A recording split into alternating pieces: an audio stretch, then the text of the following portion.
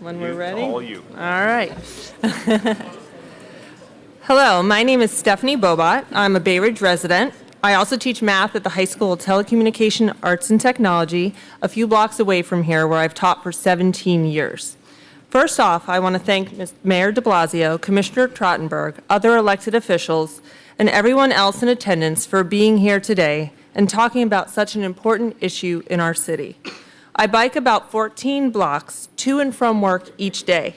And if I wore a camera to film my daily commute, you'd see the constant stream of obstacles along my route. I bike along 3rd Avenue, a couple blocks away from here, where I see cars making U-turns, cars parked in bus stops to pick up their morning coffee, and delivery trucks making life dangerous for both drivers and cyclists. All of which is to say can lead to a stressful start of the day. I do not consider myself a hard and true cyclist. I am simply trying to commute to and from work like everyone else. There are many times I feel as if the single drivers in cars believe they have more ownership over the road than I do, yet I'm simply commuting just like them. And I'm actually making less of an environmental impact. My route home is a little less stressful as I head down 4th Avenue, which has 2 lanes in both directions, giving cars and cyclists more room. That's why it was so exciting to hear that Bay Ridge would be receiving a 2-way protected bike lane on 7th Avenue. It gives cyclists like myself and many of my students who ride bikes to school the assurance we have our own designated space on the road. I know the mayor and his administration have made some great strides with Vision Zero on making New York City safer for all individuals, and I applaud him for that. However, I can personally attest to the fact that over the last few years, more and more people are riding bikes, which is a great thing. But it presents dangers with how everyone is going to share the road. Cyclists, like myself, need more protected bike lanes, safer intersections, and an understanding that all New Yorkers need to be better about sharing the road. I'm thrilled to hear the city will be focusing on creating a citywide protected bike lane network. We have a chance to make New York City one of the best cities in the world to ride a bike, so we shouldn't miss our opportunity. And with that, I'd like to thank everyone again for being here today and allowing me to say a few words. It's now my pleasure to introduce Mayor Bill de Blasio.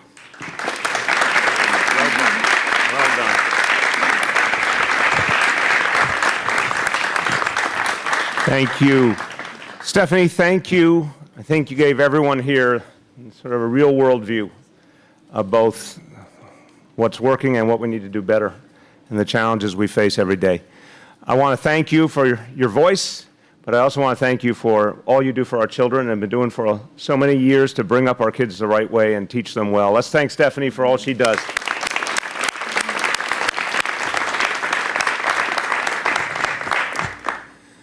We're here at a very, very difficult moment. This has been extraordinarily painful few weeks. And we have to first think about this in terms of the people we've lost and the families that are left behind in agony and the pain they're going through. And the fact that this all happened in such a small amount of time, and it's a crisis, it's an emergency. And we can never look at such a moment like this and think we can do things the same way. We have to feel what all those families are going through right now. And we have to go farther. And we've got to see this end. It cannot go on like this. These last weeks have been something that should never be repeated in this city. And today we take another step to try once and for all to prevent it. Because that's the whole idea of Vision Zero. Vision Zero never started with the idea we would just save a few lives. Vision Zero is all about saving every life. And everyone understands how difficult that is, but it is the right goal. And we have to put everything we have into it.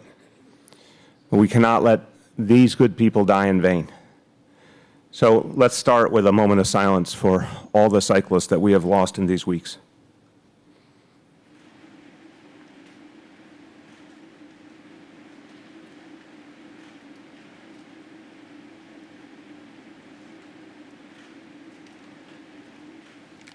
Thank you. The folks who are here today believe that it's our mission to go farther all the time.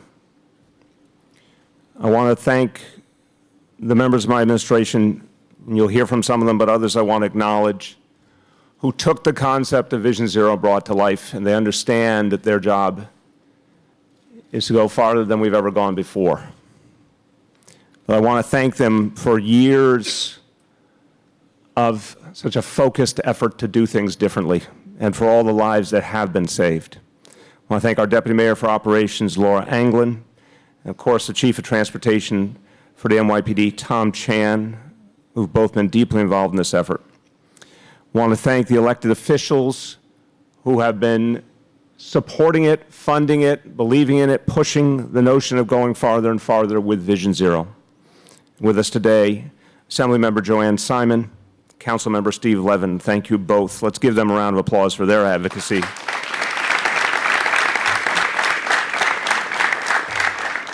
And I especially want to thank the advocates, the activists who have fought so hard, and I want to particularly note their struggles in Albany, which sometimes were as frustrating as they could be, but many other times led to great victories, most especially recently when we got the ability to put speed cameras in front of hundreds and hundreds of schools in a way we've never imagined previously before, and that's going to change the situation deeply. That's going to save a number of lives. So I'm going to name all the organizations that I have here on this list. I hope I get them all, but I'd like you to applaud them all as we go through them. First and foremost, Families for Safe Streets. Thank you for all you do. Bike New York. Streets Pack. Get Women Cycling. Transportation Alternatives. And right here from this community, Brakes. Let's thank Brakes for all they do. So I'm emphasizing that this crisis we're going through is absolutely unacceptable, and it has to end. And the steps we're taking today are meant to end this crisis now. And we will keep doing all that we have to do to turn things around. You will see continued increased enforcement by the NYPD. You will see more public education. And both those things are meant to change the behavior of motorists, which we have to do. There's still so much work to be done. I know we have changed motorist behavior in some ways, but we have so much more to do. Education is part of it, but enforcement is another way of educating, and you will see plenty of enforcement. And we will be reshaping our streets, including, as you heard, right here in Bay Ridge. Protected bike lanes will mean a lot in this neighborhood. This school, PS 170, has almost 1,000 students. So for the parents of those kids, for those kids themselves, knowing that they'll be able to get around their own neighborhood more safely makes a huge difference. We're going to do this all over the city. We want every bicyclist to feel safe. We want them to know there is a safe route. We want them to think about what's the best bike path to take, not to worry about their safety so often. Vision Zero is what it is meant to be, an endless effort until we get to the day that no one else dies. We've had moments of great triumph and we've had setbacks. But we know one thing for sure. Each year we've gotten safer, and last year was the safest in 100 years in this city. So we believe in the direction, but we have to earn it every single day. Do more and more. This year has been so shocking. 17 cyclists have died already. We lost 10 cyclists all of last year. That's 17 already, 2 just this week, a third critically injured. It cannot go on like this. So we're going to do everything we know how to do to break through. You'll hear from Commissioner Trottenberg in just a moment on some of the details, but I want to give you the big picture. For the first time, we're committing this city to a truly citywide protected bike lane network. 80 more miles by 2021, which will bring the total under this administration to 160 miles of protected bike lanes. That will make a huge difference for the bicyclists of the city. And the NYPD enforcement will continue to grow. We will now target the 100 most dangerous locations in this city, and all of them will receive additional NYPD enforcement with a special focus on trucks. And I want everyone who drives a truck in this city to know the NYPD will be watching, and they will take action if any trucker does the wrong thing and endangers a bicyclist. Just in the first 3 weeks of this month, under the new instructions, the NYPD issued more than 8,600 tickets for blocking bike lanes, double the same period from last year, and we have just begun. I am emphasizing this is an open-ended effort. It will continue until we see the results that we need. We will work very closely with the City Council, and I want to thank the Council. I want to thank Speaker Johnson, who's been a leader on this issue. The Council has been very focused on the safety of bicyclists and very supportive of Vision Zero. We want to work with the Council to go farther. I commend the Council for the legislation they just passed to make intersections safer and to protect bike lanes during construction. We will be working with the Council on an even broader and higher impact comprehensive citywide plan for safety and mobility. That will be coming up soon. So before I say a few words in Spanish, just by way of conclusion, even at this painful moment, there's something to appreciate, which is that so many more New Yorkers are choosing to cycle. They're choosing to use bicycles to get to work, for their exercise, for their enjoyment. More and more New Yorkers believe this is the right way for them, and it helps this earth, it helps this city, it helps our quality of life. Now, 1 in 4 adults are riding a bike in this city. And biking to work is growing twice as fast here as in any other major American city. That's a very good thing. City Bike will triple its fleet by 2023. That's a very good thing. But safety has to come first. And it's our sacred responsibility to make sure that as all these people choose this good option, that we ensure it is safe. And that is for the cyclists, but that is for everyone who uses our streets, who crosses our streets, who walks on our sidewalks. Vision Zero is for everyone. It is meant to create a safer city for all. And we will work tirelessly until Vision Zero becomes fully a reality. A few words in Spanish. Gracias a Visión Cero, el año pasado fue el más seguro en un siglo. Pero no aceptamos la crisis de las muertes de ciclistas. Estamos comprometidos a rediseñar nuestras calles y aumentar nuestros esfuerzos hasta que Nueva York sea la ciudad más segura para los ciclistas. So we're going to redouble our efforts, and in doing so, depend on the good men and women of the Department of Transportation. A lot of times, their work doesn't get some of the attention that some of our other public servants get. They all deserve great credit, but the folks at DOT often labor in obscurity. I like every chance I get to shout them out and thank them for what they do to make us safe, to make our roads better to drive on and ride on. All they do to make this a better city. A lot of good men and women working every day for us. And my pleasure now to introduce their leader, the Commissioner of DOT, Polly Trottenberg.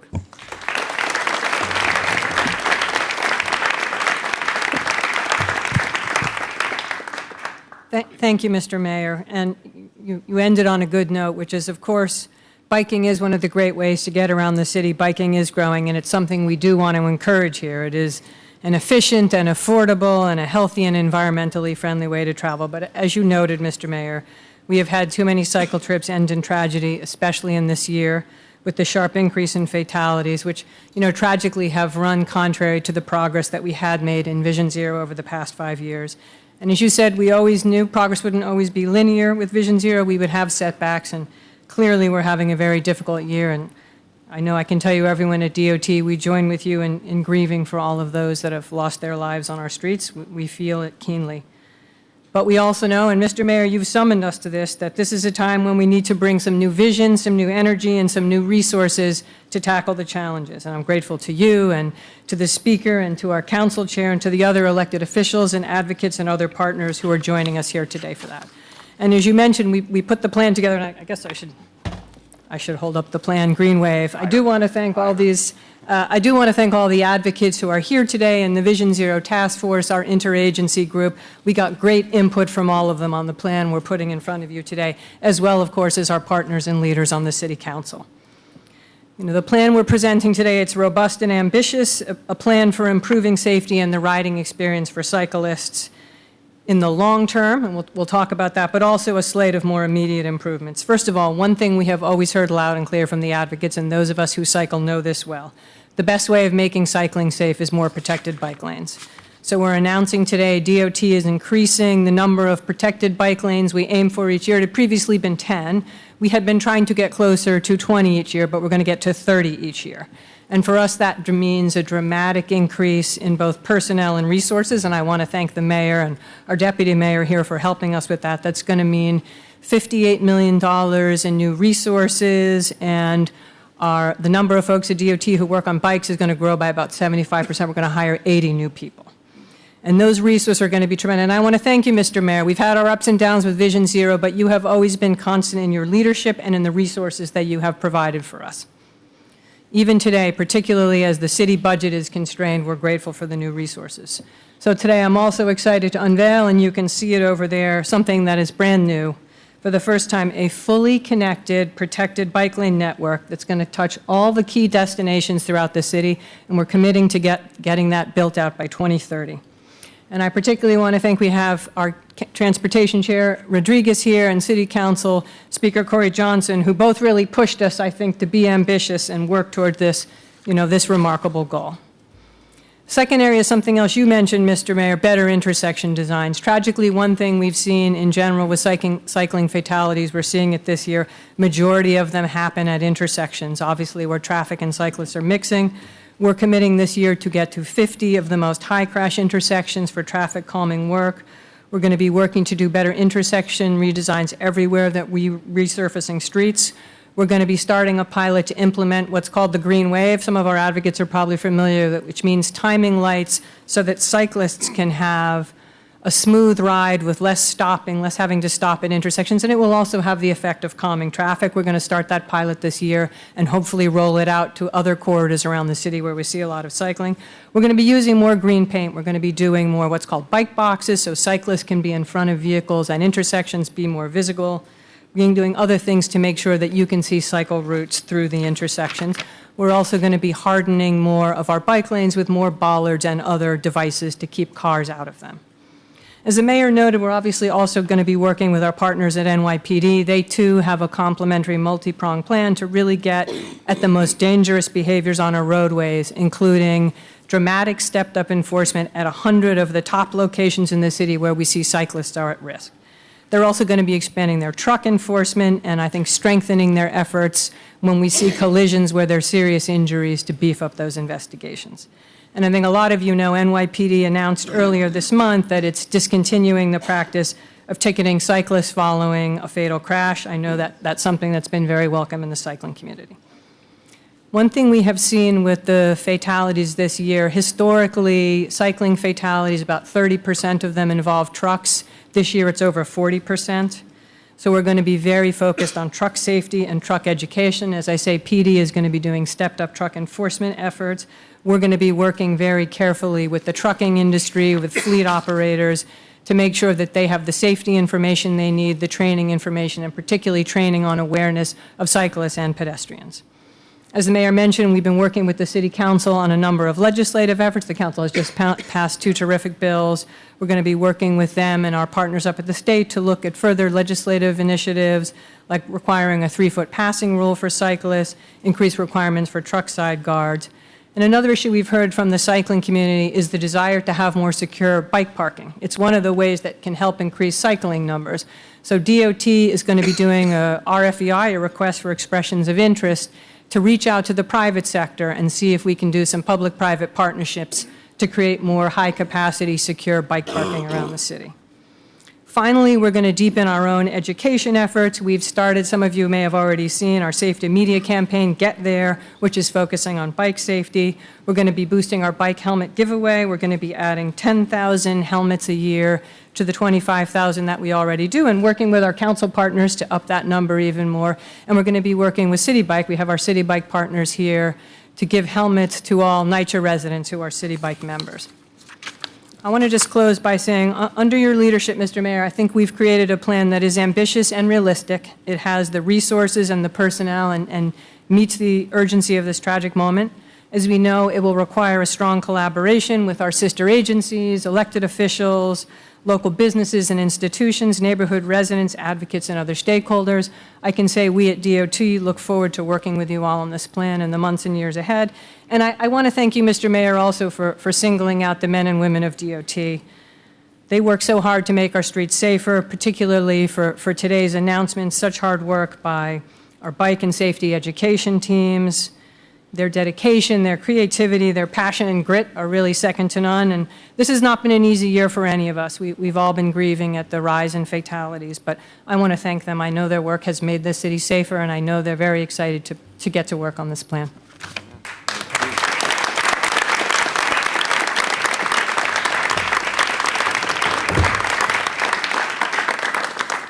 In the same vein of being thankful for folks who do such hard work, the folks who put together this plan, again, we asked them to go farther than we've ever gone before and to do it fast and to make sure it was as ambitious as possible and something we could get to work on immediately.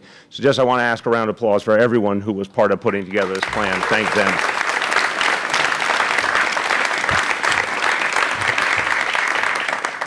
With that, just tremendous support, encouragement, advocacy, pushing us to go farther, helping us go farther, supporting Vision Zero, helping to get the resources every time there's been a need. Chair Ydanis Rodriguez has been there, and he's been a true leader in the effort to make this a safer city for all. So my pleasure to introduce Chairman of the Transportation Committee, Ydanis Rodriguez.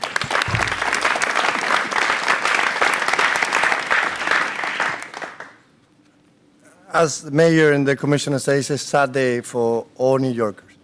To know that, it's a matter of days when the new cyclist is losing their life.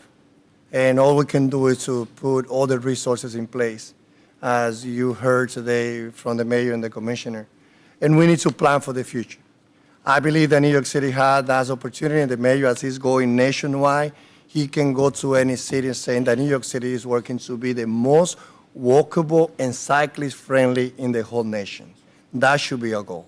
And I feel that when we look at the numbers and increase of cyclists in the city of New York, there's no doubt that the numbers today compared to 2006 speak by itself. More New Yorkers are relying on a bike to go to work, to go to school. However, it is our responsibility now to be sure that our streets are safe. So I'm here to say, yes, we are heading in the right direction. Yes, to increase the number of miles protected bike lane is the right thing to do. And I know that sometimes it's not easy, because sometimes it's not only about the resources, sometimes it's also about the community board, sometimes it's about some voices that they don't support protected bike lane. So today is a day where we can say having the new goal of going for 30 protected miles every year is the right thing to do. Hopefully, of course, as you know, I do believe that we should be aiming to have 100 protected every year, but I know it's a challenge. I know that that should be our goal. I know that there's not a contradiction with the 30 that the DOT will be working today, as we also will be aiming to expand the number to whatever the resources and also the determination that we make.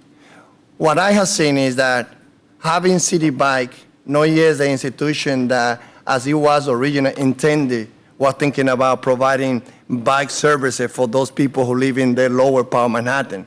Now, in the last few years, we have seen with the new negotiation for the new franchise, now Lyft being in charge, there's an ambition plan to expand City Bike, to make City Bike and bike share accessible not only to the wealthy and to the middle class, to also to the working class. So the number of cyclists will continue growing week after week. And as the growing happens, it is our responsibility again to continue passing legislation, to continue building protected bike lanes so that cyclists will be safe. Again, our goal should be to make the city of New York the most friendly pedestrian and cyclists in the whole nation. Hoy nosotros le damos la gracia al alcalde y a la comisionada porque hoy estamos trabajando con este anuncio para hacer de la ciudad de Nueva York la ciudad que sea más segura para los peatones y los ciclistas. El anuncio de hoy es muy importante, pero vamos a seguir trabajando juntos para todavía aumentar en el futuro la cantidad de millas de bicicleta protegida que tengamos en esta ciudad. Thank you, Mr. Mayor.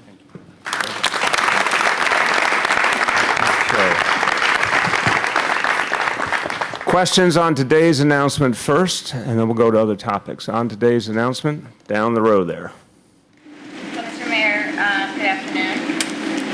Wondering how many parking spots you estimate will be lost due to the changes?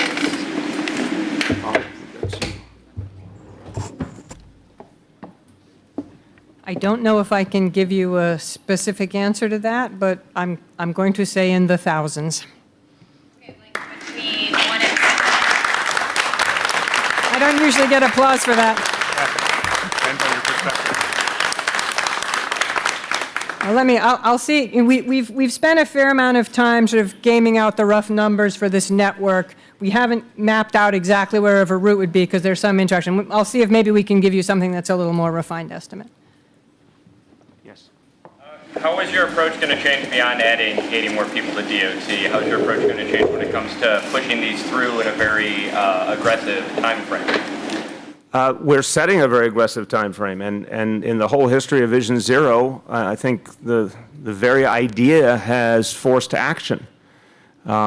We've moved Vision Zero projects in lots of places where people told us it was going to be politically impossible. We moved to the 25-mile-an-hour default speed limit. We got the speed cameras done around the schools at a number never before imagined. I think the whole nature of Vision Zero is to be audacious. And this is an audacious plan, but I've made very clear I expect it to happen quickly and aggressively. So I believe it will. Community boards who might try and block some of Community boards' voices should always be heard because what I think sometimes a community board offers is a perspective on how to do it better.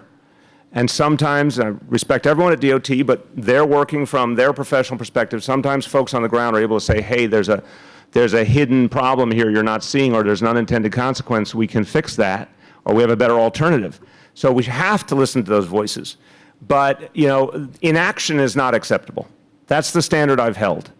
If a community board offers a critique or an alternative that's a better way to do things, great. If they simply want no change and we believe no change means less safety, I just give the order. Yeah. Do you think that you're coming at this from the perspective of a car passenger? I mean, most of your time moving around the city is in the backseat of a car or the front seat. Do you think that at all informs how you're looking? No, I spent many, many years, first of all, didn't own a car till 1999, I walked, I used the subway, sometimes I biked, and then once I owned a car, I was a driver, not a passenger. So this is a very brief period of my life, so no, I don't. Just a quick follow-up. When was the last time you rode a bike? I know that you and... I rode the bike with Polly on the boardwalk. Fabulous experience. But I am trying to think if there's been a time since then. I'm not sure. Prospect Park. There you go. This might be a question for the commissioner. Do you know, you're talking about all these new protected lane miles.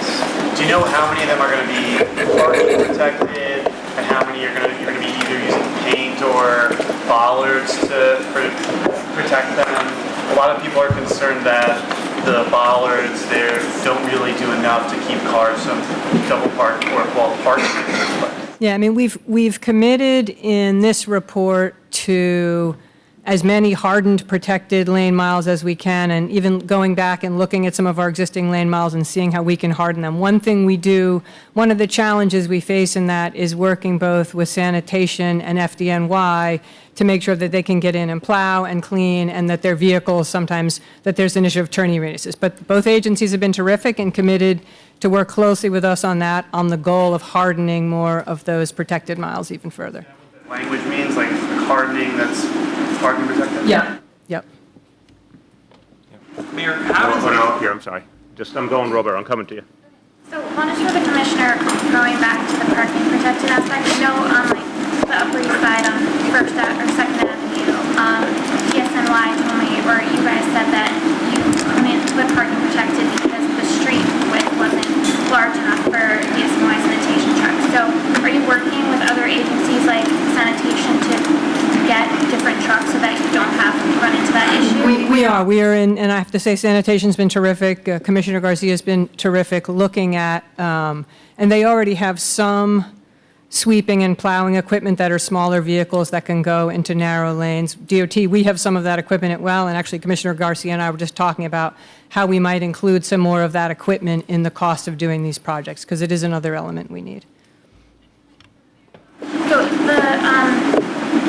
this doesn't really mention anything about like reducing the number of cars. I mean, there's also a huge number and increase in pedestrian deaths, not just cyclists. So, and that are caused by like private car owners and trucks. So is there anything that you're doing to also reduce the number of cars on the road?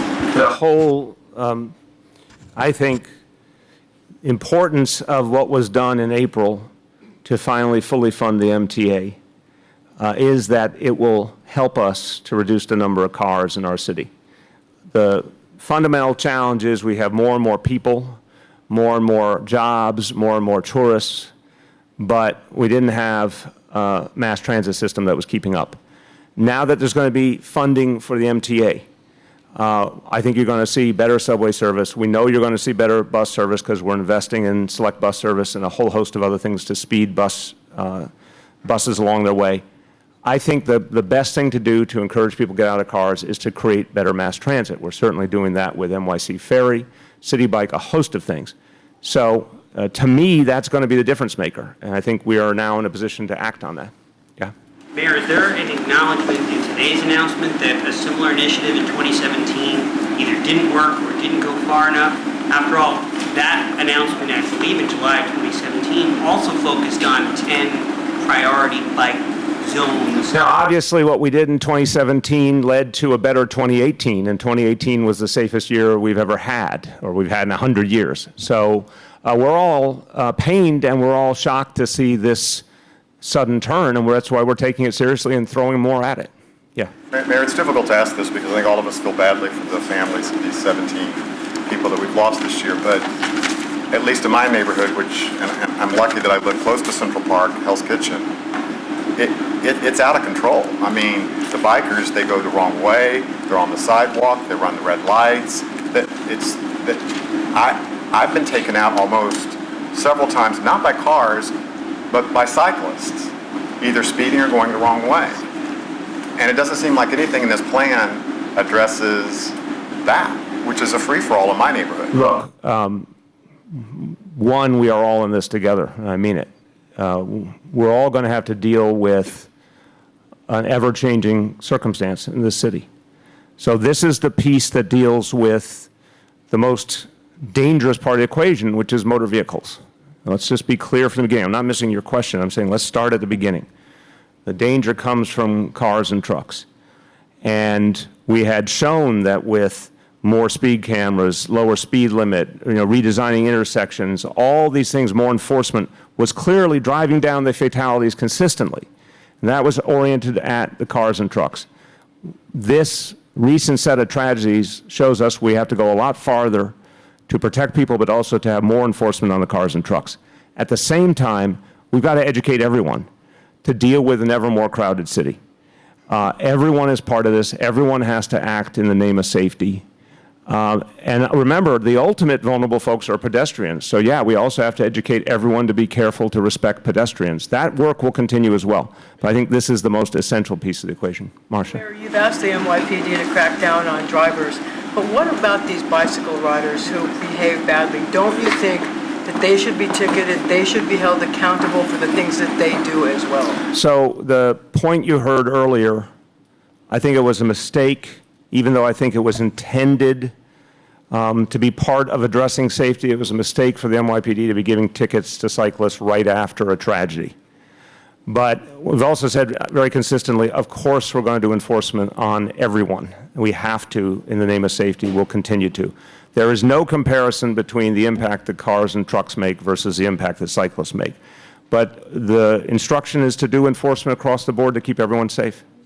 This isn't about, the issue of giving tickets right after there's been a tragedy. But I wanted to clarify that, Marcia, because I think a lot of people have been very concerned about that. I think that what Dave said and what I've experienced and what our cameras have caught is that you see cyclists going through red lights, going the wrong way on a one-way street, crossing through traffic where they make it difficult for drivers. And I've seen people, believe it or not, distracted bike riders who are reading their cell phones as they're riding. And I saw one person who was reading his cell phone, went through a red light, and nearly got hit when somebody opened the door and nearly caused an accident himself. Don't you think that if you asked the bicycle riders to take some responsibility, that you would also have fewer accidents? Yeah, Marcia, again, I don't know what answer you're looking for. I'm going to give you the truth.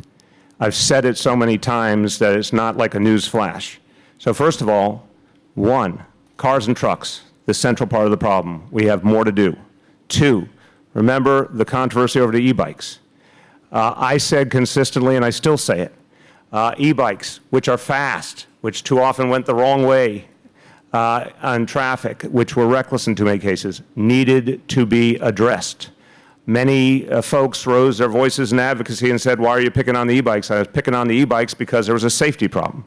So we're going to follow safety in every situation. When we look at e-bikes going forward, when we look at e-scooters, everything's going to be about safety.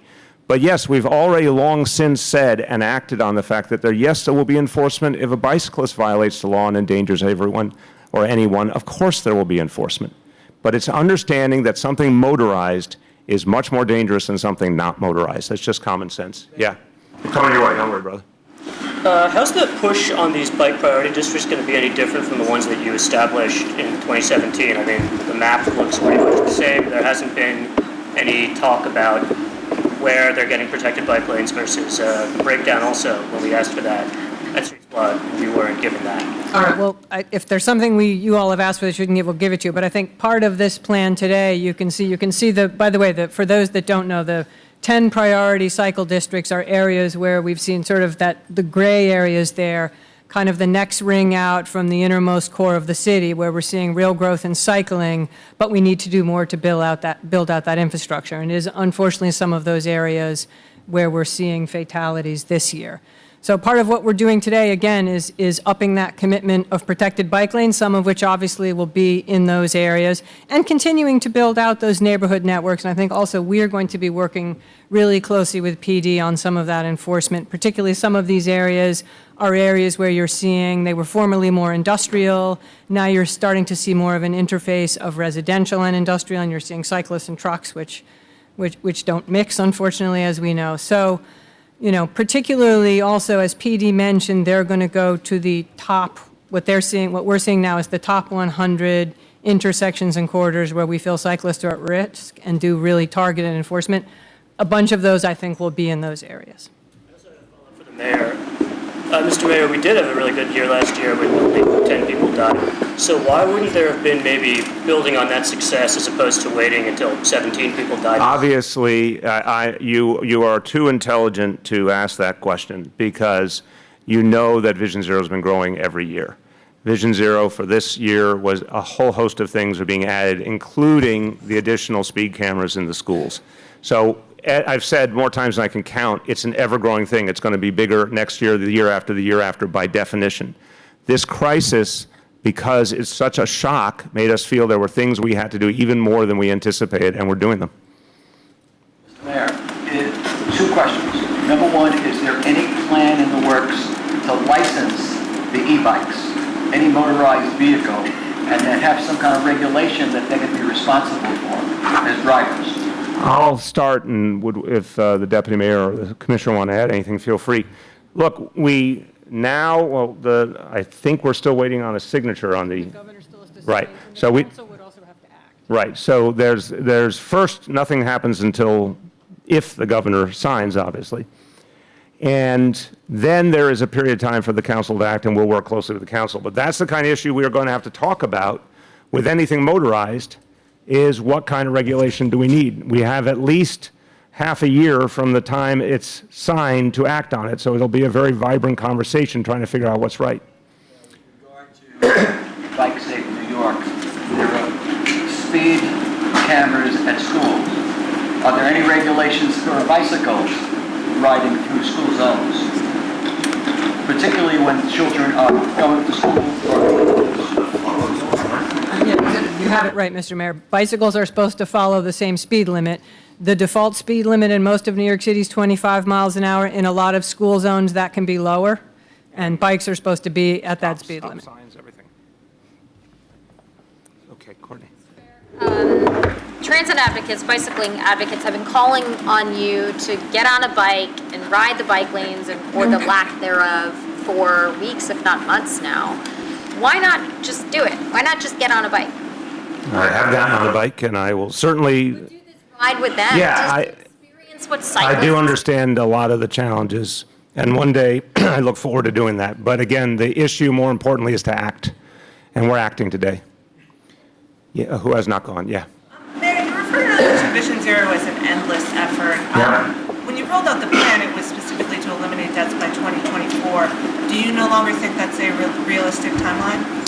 Well, if you look at what happened up to 2018, it was pretty remarkable. I mean, 100 fewer deaths, so basically from 300 to 200 was such extraordinary fast progress that it certainly was encouraging that we were in range of hitting that goal. I'm not giving up on the goal. I think we're going to be throwing a lot at it now, and the goal is to get there the first moment we can. You said last year that if someone parks in a bike lane, they're just stopping, they're just dropping someone off, they shouldn't get a ticket, and it's not so bad. Do you still agree with that point of view? I think that the goal here obviously is no one ever stop in the bike lane. But I still believe, and I know our officers will always show discretion. I'm using the obvious example, having been a parent myself, if a family's dropping off their kids and it's a very brief stop, there still has to be some discretion.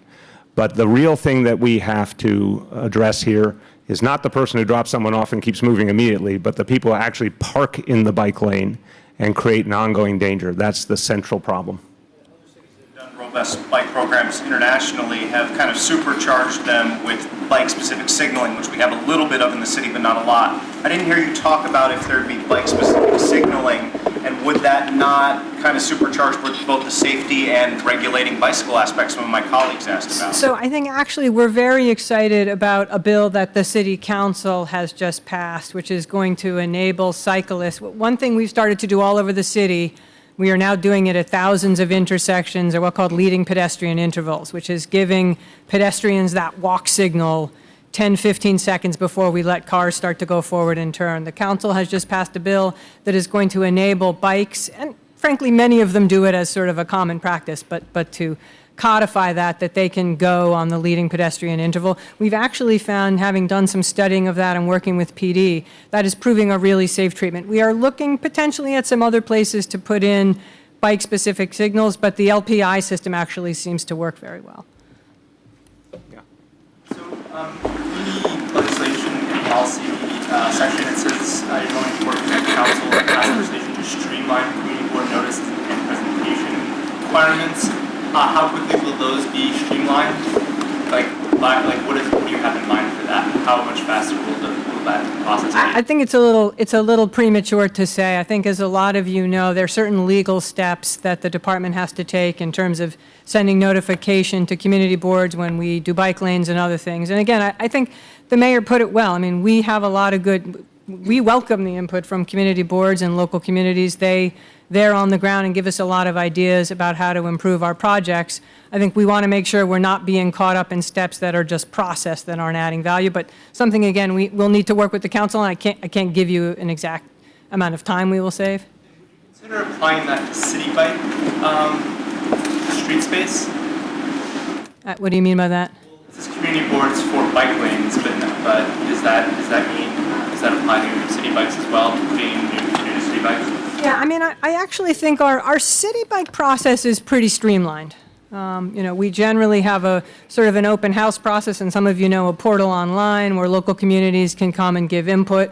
We use our criteria to go out and survey all the block faces and figure out where we can put the stations where there won't be infrastructure or other interferences. So, we present that to the community board, and then we go pretty quickly. So I think there we've done a decent amount of streamlining. Last week did you say that? Sorry about that. Last week did you say that the reason that the city bike expansion is going to take until 2023 is because of the public review process?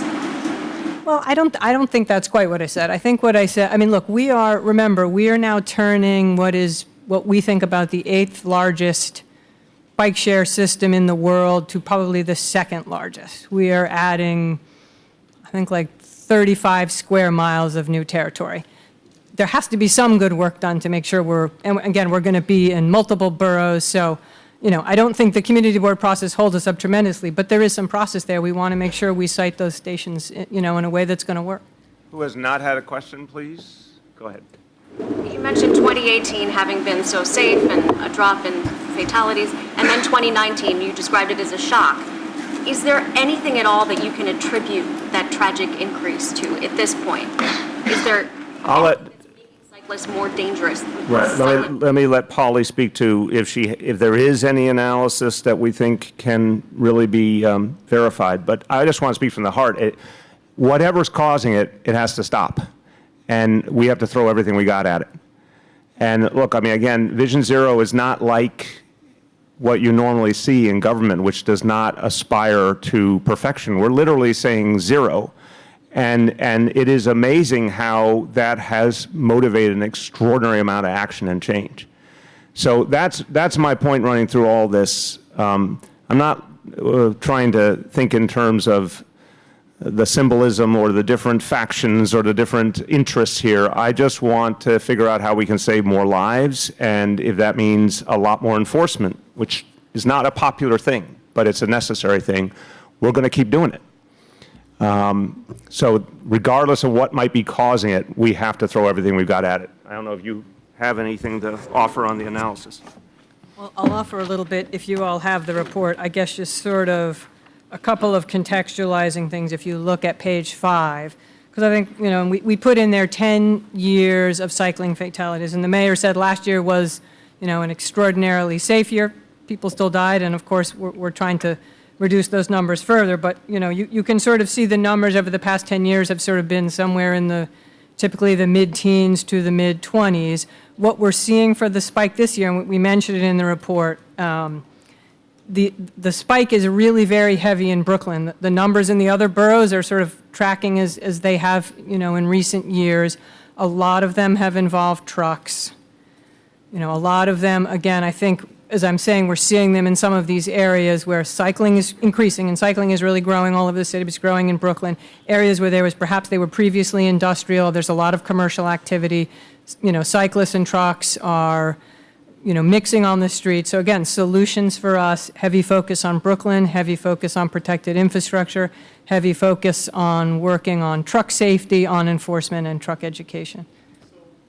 Relating to trucks, I'm not insinuating that the municipal fleet is involved in cars, but is there any talks about shrinking the size of the trucks in the city's municipal fleet that could maybe make street changes easier because you don't have to have big fire trucks or big garbage trucks trying to navigate turns or things like that? So I will just say on the city's municipal fleet, we have done a lot of work, and I know I mentioned the Vision Zero Task Force, our partners at DCAS and other agencies to put on side guards, to do safety training for all the drivers. We now have Ken Seaver systems that are actually tracking the driver of all municipal drivers and telling them when they're speeding or braking excessively. So I want to compliment DCAS and the city family. We have done a lot to try and increase the safety of our own fleet. I know the mayor, I mean, it is a challenge. You know, on the one hand here, we're pledging we're going to do a lot more work. That means more resurfacing, more sanitation, sort of all the things that necessitate trucks. We have been in a discussion, again, particularly with sanitation and FDNY about other places where we can use smaller vehicles. I can't say we've solved that one totally yet, Mr. Mayor. Commissioner? Yeah. Come back. What role has the presence of Uber and Lyft and the other car-hail services impacted the numbers? A factor in this?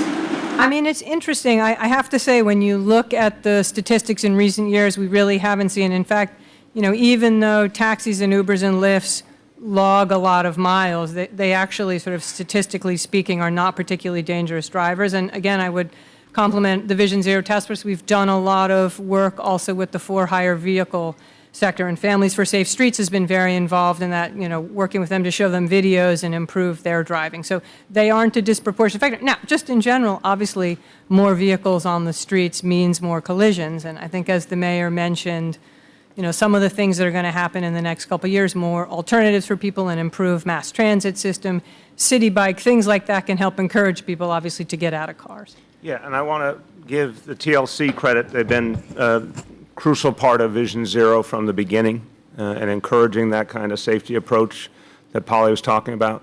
But also, we talked about this a few weeks back when we made the announcement about the cap on for-hire vehicles and the reductions on the cruising times in Manhattan. Certainly, for-hire vehicles have contributed a lot to overall congestion in the city. So, you know, in that competition for space, they are part of the problem, clearly. And that's been one of the areas of biggest increase. I think these new rules are going to help. But I think, you know, in the end, the biggest change will be if more and more people move to mass transit, including biking. But I do want to differentiate. Obviously, Polly knows the specific facts on crashes and for-hire vehicles, but there's the other piece of the equation. Have they intensified the competition for space on the streets? Unquestionably. And that's hopefully something the CAP will address. Anyone who's not gone yet? Coming to you. Hold on. Explain the chasm between you and Councilmember Rodriguez. I mean, he seems to support what you guys have rolled out today, but he's calling for 100 miles of protected bike lanes per year, and you're going with 30. Is it just not feasible in your mind, 100 miles? Look, I think there's, the reason he is here, when someone comes to join in an announcement, is because they believe it is an important step. And I was a legislator, and the job of legislators is to aim high, and then folks who are running the place have to figure out what we actually think can get done and try and be real about it. So I think there's a natural tension there. But we want to work with them to see what more we can do. I think that's the simple answer. Yeah. I have a question for the Commissioner. So let's try and do about 5, 6 more before we go to other topics. Hi, you mentioned the spike in Brooklyn, but if I look at the map, there's a lot of areas in Brooklyn that are not going to be studied that are transit dense, like Green Park, Canarsie. How come you're not studying those areas? Because it could be more Did you say why we're not studying? I mean, we do work all over the city, in every community board, in every neighborhood. The gray zones are areas that we had identified a couple of years ago as places where we were particularly seeing both a big rise in cycling and an urgent need for more infrastructure. But I think you can see from this map, we are looking to put bike infrastructure in every part of the city. And I actually I wanted to jump back on the issue you were just saying, Mr. Mayor, about sort of the chairman's sort of challenge to us to go to 100 miles and what we're announcing today. And as you said, sort of being the person who has the agency who's tasked in actually delivering it. I mean, we want to make sure when we build out this network that it is safe, that it is high quality, that it's going to work in every neighborhood. And just to contextualize, you know, the previous administration did a terrific job in improving cycling in the city. They were averaging, as far as we can tell, about 5 miles of protected bike lanes a year. We're proposing to do 6 times that amount. So it may not sound like a big number. It's a big number, and I think it is way more than any other U.S. city is trying to do right now. As the mayor said, he's always challenging us to do more, but this is a big step forward for us, and you know, we're going to do everything we can to achieve this goal, and if we can go further, we will. Okay, Who has not had a shot? Anyone has not had a shot yet? Yes? Earlier, when you were talking about pedestrians injured by bicyclists, if you said it, I'm sorry because I missed it. What are the numbers as far as injuries and fatalities? I don't have that, but maybe Polly does. I'm dropping everything here. All right, I have the figures for this year, and we have our press team who can grab them. So far, year to date, as we've heard today, tragically 17 cyclists, 59 pedestrians. He's asking pedestrian cyclist interactions, I think. Oh. Is that right? Oh, I'm sorry, I misunderstood. How many pedestrians have been? I don't have the injury numbers. I will say, we can probably get you those, although there is a lag in our injury data. Let's get it. Yeah, all right, I'll see If if you we have can. it, let's say it. If not, we'll come back. I don't have it on me. I think we will can come probably back to you find something today. for you. Okay, anyone who's not gone on this topic? Yes. Can you talk about what's happening with Queens Boulevard? and- Louder, please, I'm sorry. Sorry, can you talk about what's happening with Queens Boulevard and how this plays into this plan? Will you commit to finishing that? Yeah, no, I already have committed to it. We are going to finish it. We're working on that now, but we're going to finish it. Okay, anyone who's not gone yet, just somebody's trying, in the interest of fairness, anyone who's not gone. Okay, we're coming back around, go ahead. I wonder if you'll offer any special instructions to the NYPD. You see lots of pictures of police vehicles in bike lanes. And then just wondering if, when was the last time you cycled on a city street, Mr. Mayor, versus in the park? I just can't give you the chapter and verse on when I did each thing in my cycling life, but I can say on the instructions to the NYPD, absolutely, NYPD vehicles are not supposed to block bike lanes unless they're in the middle of providing an emergency service.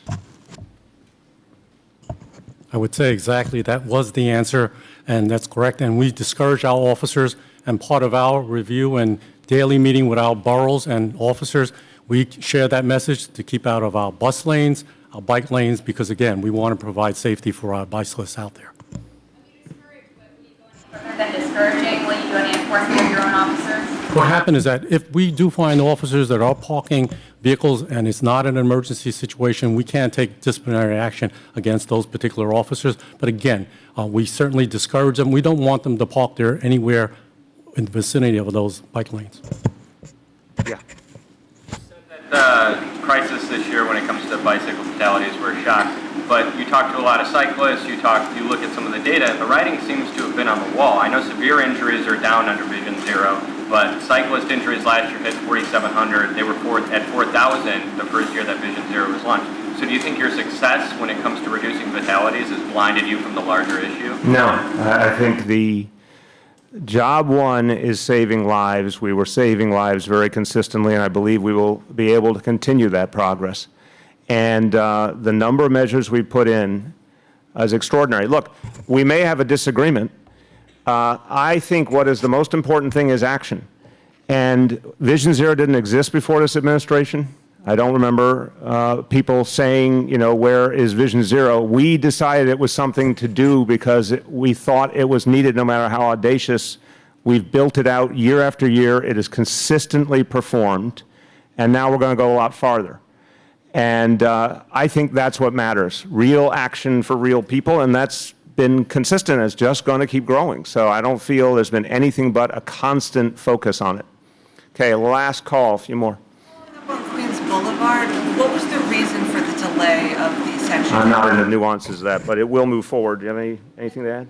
No. Reported that your office specifically asked DOT to take down signs. Again, it's going to be done.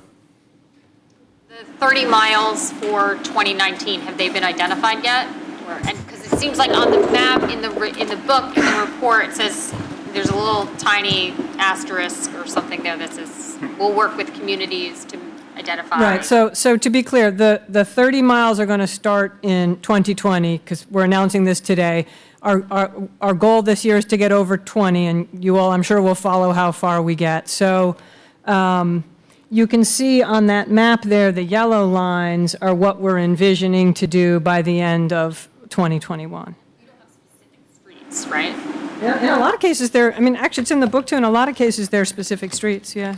That sounds like more of a yes than a no. Yeah. Yes, there are specific They are streets. specific Marcia. streets, yes.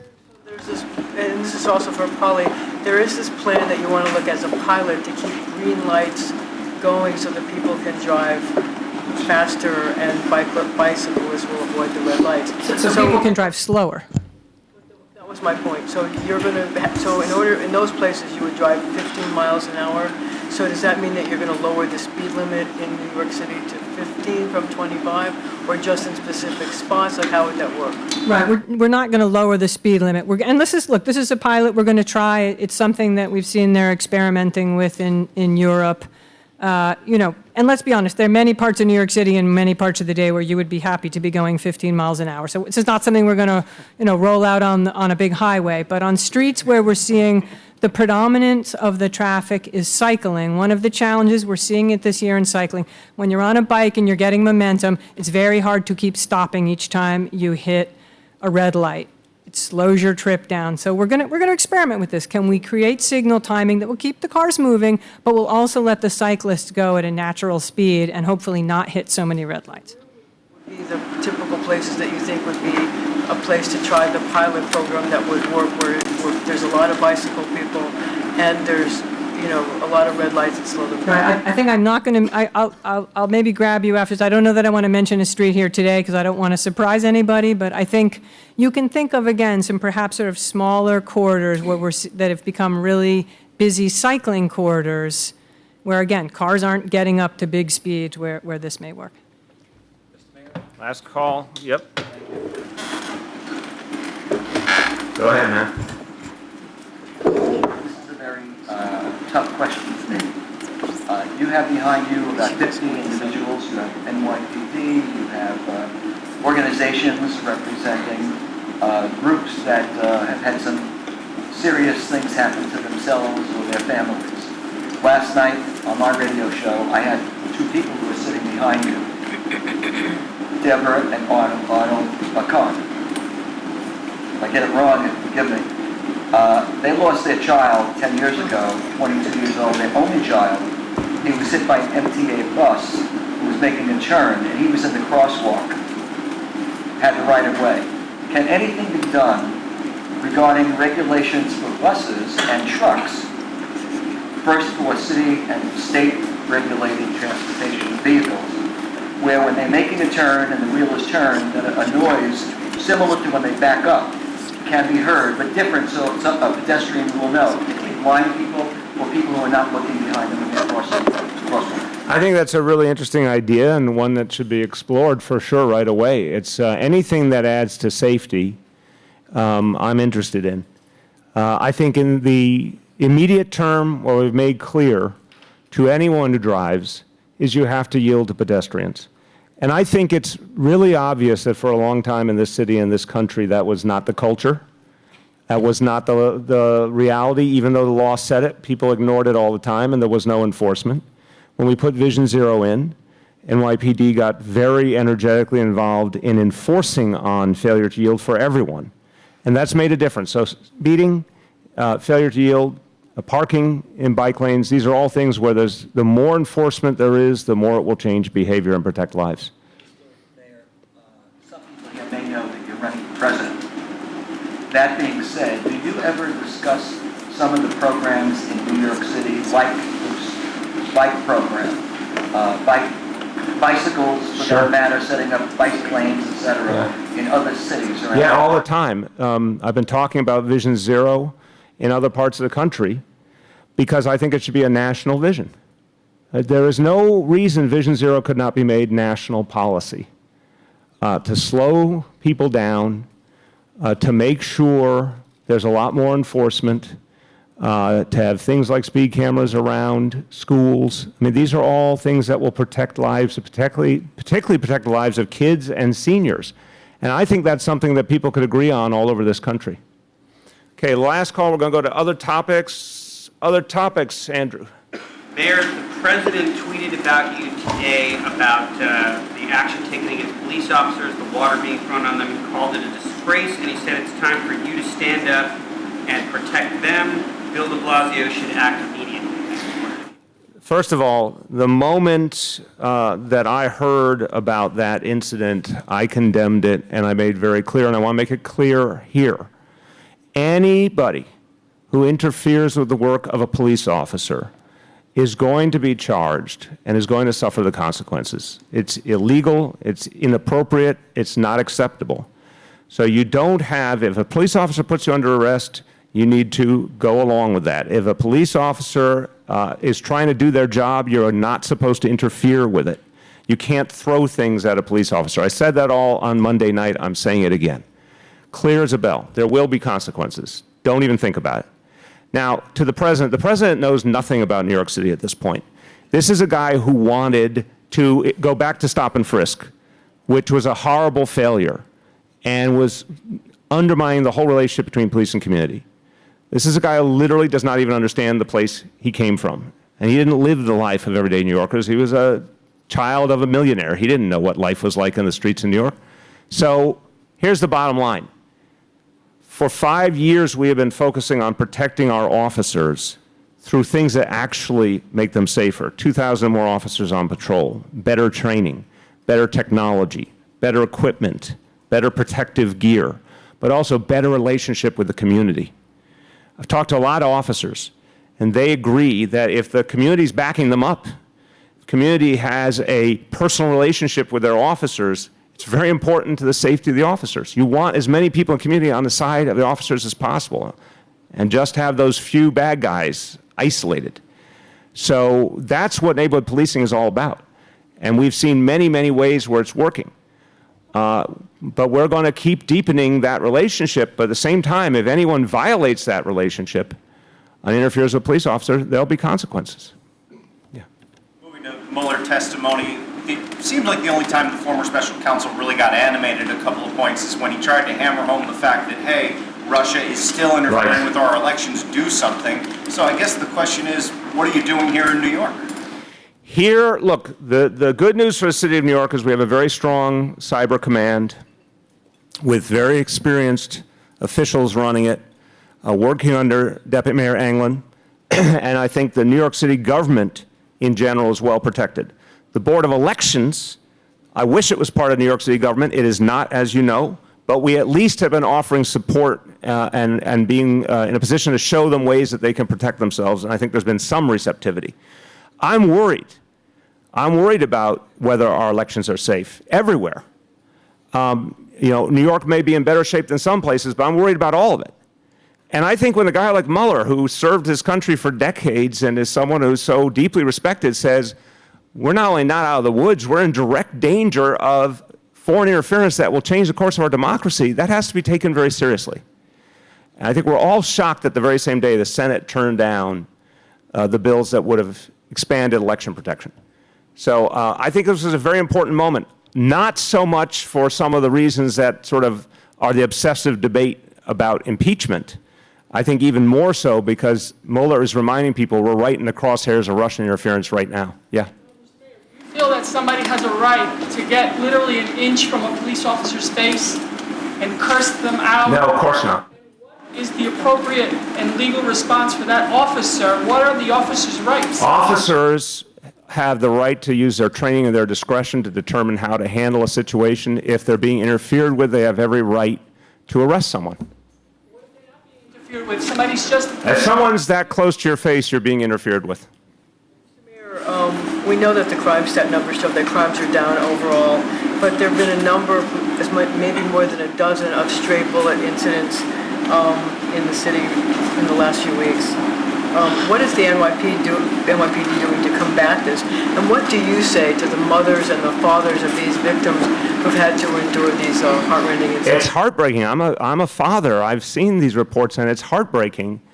And it's not the way we're going to live. We are going to do better. Look, Marcia, one thing we can say, over now almost 25 years the city's gotten safer, and specifically in the last 5-6 years we've seen very constant improvement, very constant proof that we're getting safer. Now, that's not enough until everyone's safe.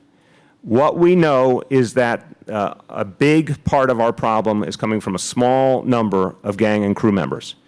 The best solution is to take down those gangs and crews and to have successful prosecutions, including successful gun prosecutions.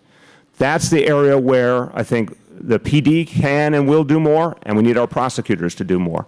But I am heartened by the fact that there's only so many of these bad guys in circulation. Commissioner Bratton, when he first was in, made clear to the people in New York City, it's several thousand people, only several thousand in a city of 8.6 million, who are causing most of the real violence. Slowly but surely, we're getting more and more of them off the streets, but we got to complete that mission. Chance to speak to or visit any of the parents of the victims or the victims themselves who are the ones? Not in these last weeks. At various times along the way I have, but I don't need to understand their pain. Their pain is very real.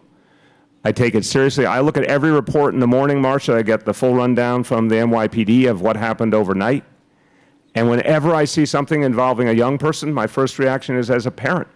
And that means we've got more to do. And where we see any focal point of a problem, we're going to send in more NYPD officers. That's the one thing I want everyone to understand. If there's a place where there's an uptick in violence, we're sending more officers in. Yeah. Mr. Mayor, have you finished reading the Mueller report yet? I've read the Mueller report, yes. Fascinating read. You were in Washington, D.C. 2 days ago? Yesterday? 2 days 2 days ago. ago. You were right the first time. Always go with your first guess.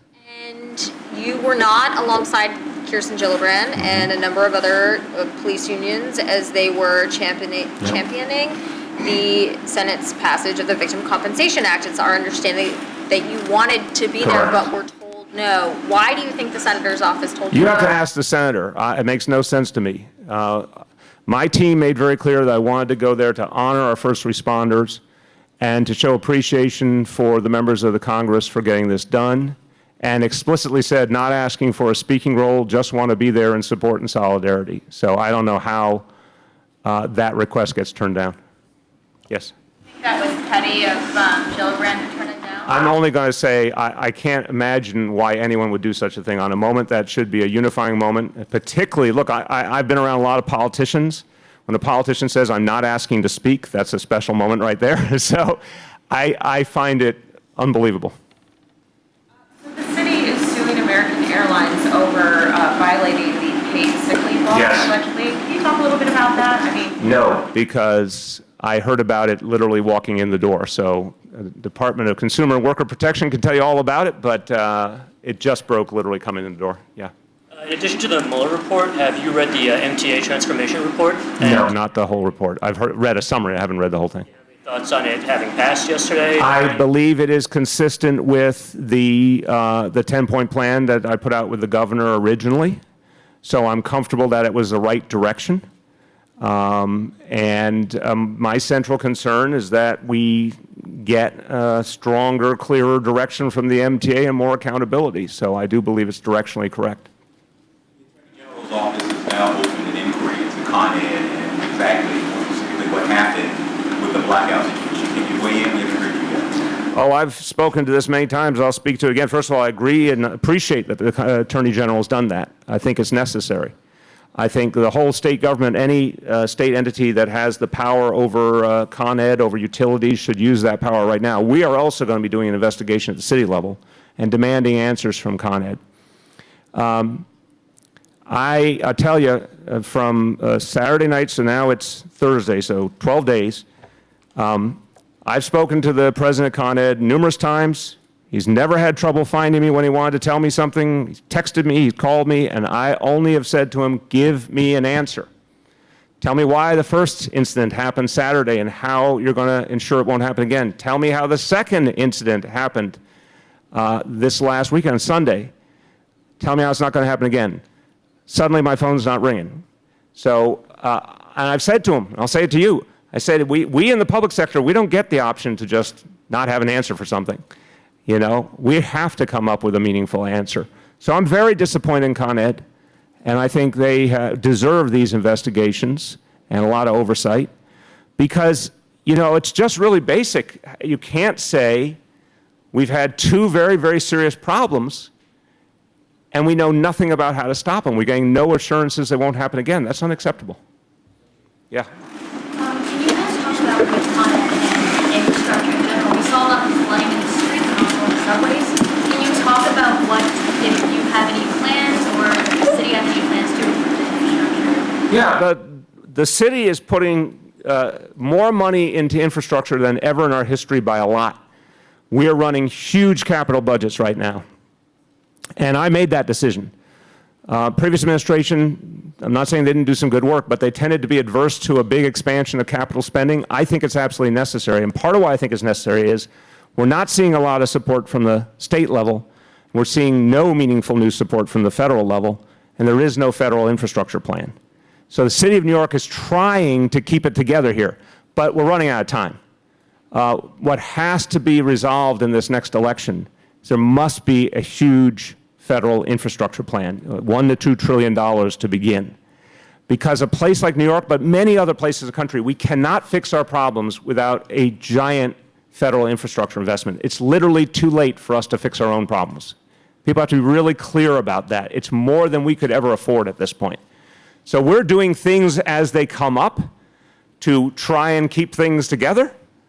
But the bigger picture is like there's kind of a state of delusion in this country right now that we could go on like this without having massive negative consequences in terms of safety, in terms of our economy. We're running out of time. The Speaker Johnson talked about this fear about if another Sandy hits with New York City's current infrastructure. Can you say that you share the same fear, or how do you feel about that? I think the difference when it comes to specifically what we've done since Sandy is there has been a substantial amount of investment. So if you just take that one case, thank God there has been. And we're in the middle of a $20 billion plan right now. A lot has changed since Sandy. I cannot say that about our overall infrastructure, but I can say that about, for obviously, I always use the example of the Rockaway Boardwalk, 5.5 miles. That's also a resiliency barrier.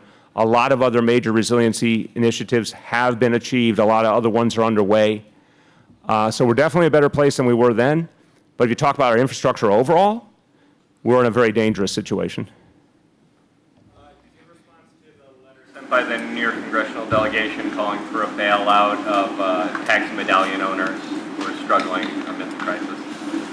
Yeah, we are going to do a series of things and have done a series of things to help taxi drivers, beginning with the cap. And I'll keep saying every time I'm with you guys, I proposed that cap in 2015. I fought for it. If that cap had gone through in 2015, we would have had a very different reality, and I'm very disappointed that the City Council did not pass it.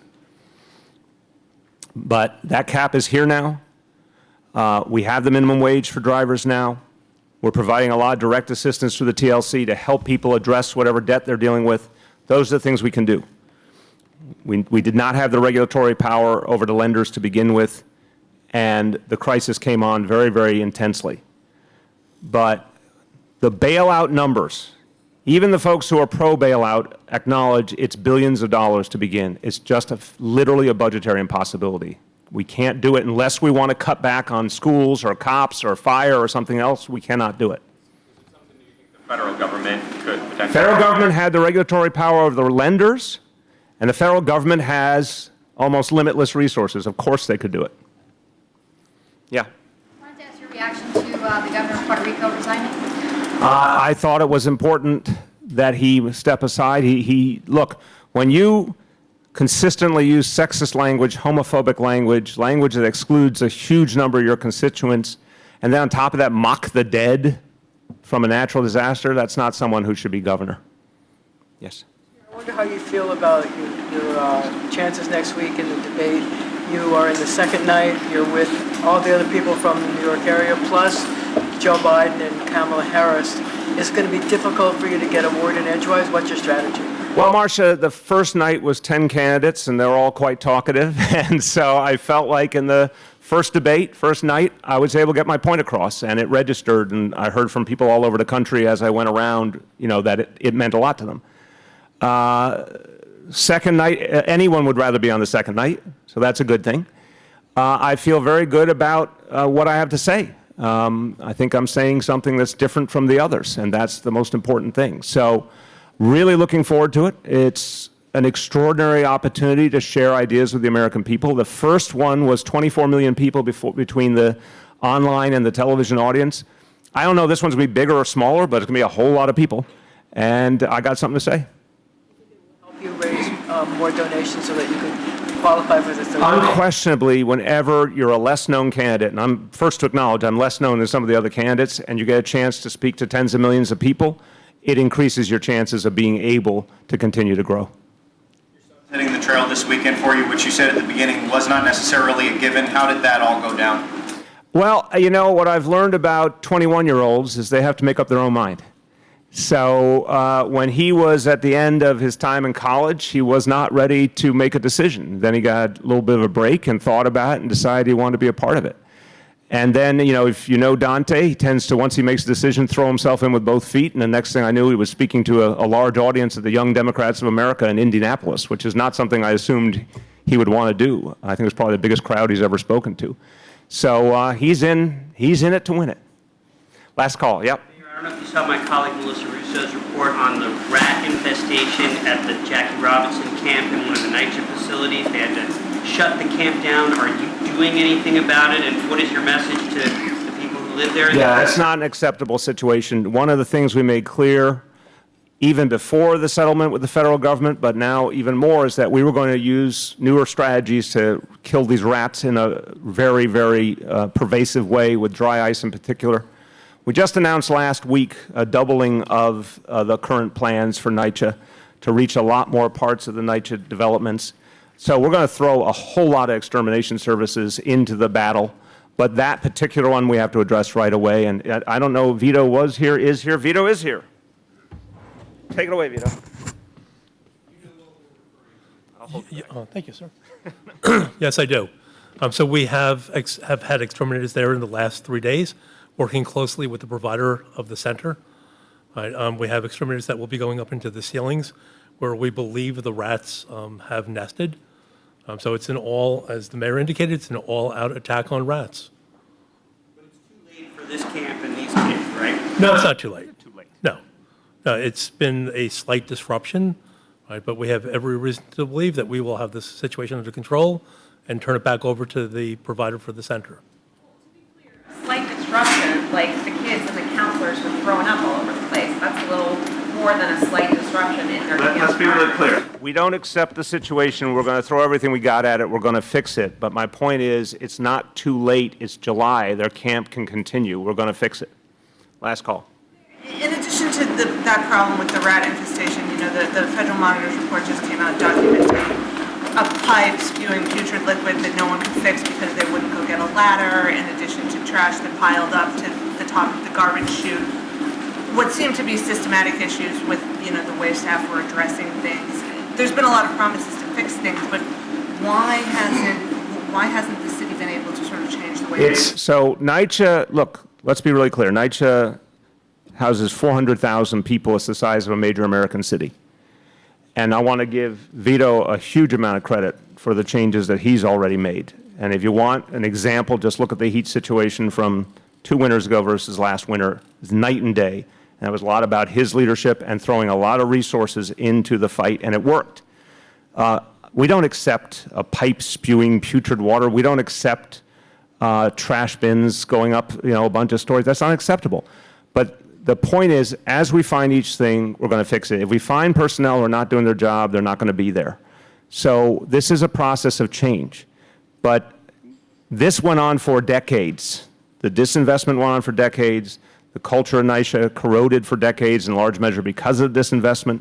And now we are changing the culture, changing the investment, changing everything, especially RAD, which is going to reach 62,000 units. And again, anyone who doesn't understand the magnitude of RAD, go out to Ocean Bay and the Rockaways and you will see for yourself. There's a whole lot that is going to change, and with Greg Russ coming in and working with Vito, we have a leadership team that can do it. Last call.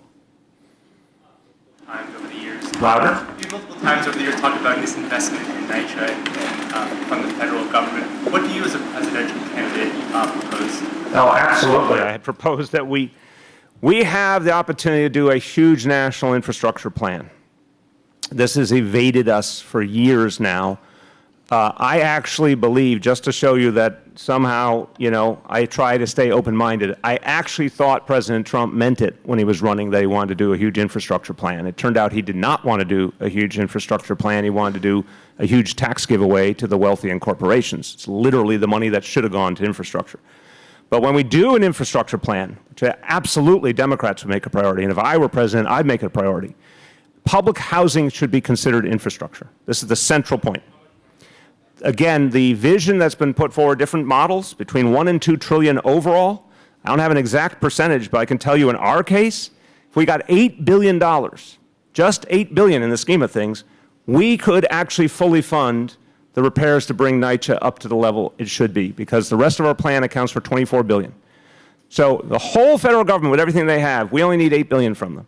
If there was a federal infrastructure plan for the whole country that included public housing as part of it, we could get that in a heartbeat. Thanks, everyone.